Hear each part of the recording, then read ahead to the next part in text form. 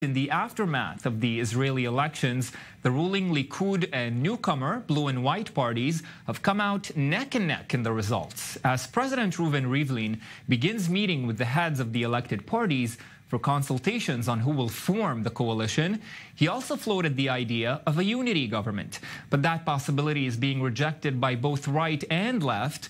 Gabi Ashkenazi, one of the Blue and White party leaders, told the president their party recommended its chair, former military chief of staff Benny Gantz, to form the next government, despite Netanyahu likely securing most of the votes.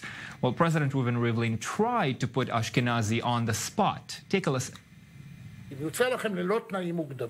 If you'll be offered, without preconditions, to join a government not formed by the man you have recommended, for the benefit of the entire Israeli system, with all its groups and parts. There are many parts, and the contrast between them is sometimes very acute. Contrasts we must live with. That being said, we have to cope with them. If you will be offered such a possibility, without preconditions, will you consider it? I think that under these circumstances, in this reality, I think we will not be able to be a part of such a government. We can, of course, be considered by everyone as partners to anything that serves the entire population of Israel. Now I'm joined in Jerusalem by Farkash-Hacohen, an incoming member of Israeli parliament from the Blue and White party. Thank you so much for being with us this evening. It's only been 6 days since the election, and so many questions are still rising. So we heard Gabi Ashkenazi also putting down the opportunity of joining a unity government, not the only leader from Blue and White to say so. Can you explain to us why? Yes, it's pretty simple. I think that this message was very clear throughout the election process as well and throughout the campaign. We in Blue and White, we really support and promote unity within the Israeli society, and we do not overrule or exclude the Likud party as a legitimate party. But under the certain circumstances by which we have a prime minister under 3 indictments, of one of which is bribery and breach of trust, we think that it is preferable to be loyal to our values, the same values that represented our voters. And we should say that more than 1,200,000 Israelis voted Kahol Lavan. Like you mentioned, it was a neck-to-neck elections, and we want to stay loyal to our values. And under these circumstances, we cannot support such a unity government, not dealing or addressing the fact that the current Prime Minister Benjamin Netanyahu is facing 3 indictments, and the consequences in the public aspect of that of this situation.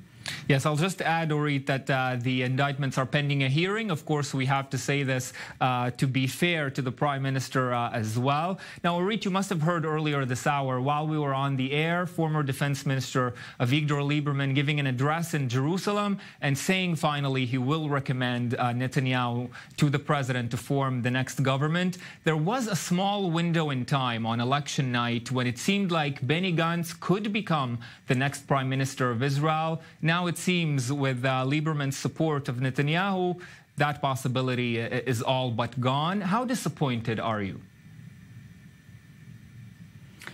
Listen, I think that looking back at what happened in an amazingly short time in Israel, in a period of 2 months only, there has been something. It was like something very special in the Israeli politics structure.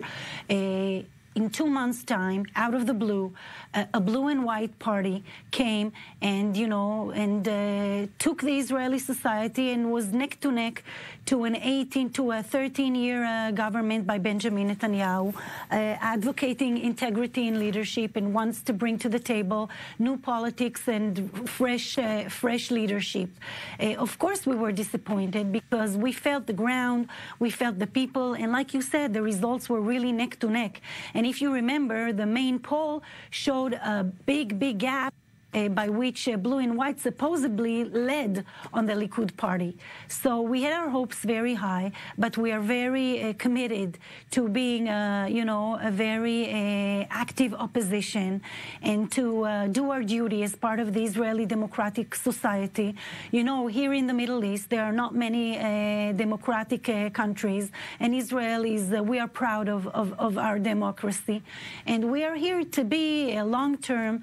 I think that on the whole, it's a very positive thing that the Israeli political structure has changed from many spread of small fractions of parties into two big segments, Blue and White on one side and the Likud party on the other side. And we'll have to see what the days will unfold, you know, with the indictments pending, and with all kind of legislation initiatives. We'll have a lot of work in the opposition. Another issue I want to get to with you before we wrap, Ayman Odeh, the leader of the Hadash, the Arab party Hadash, said today that Blue and White never approached him about some kind of unity, some kind of cooperation.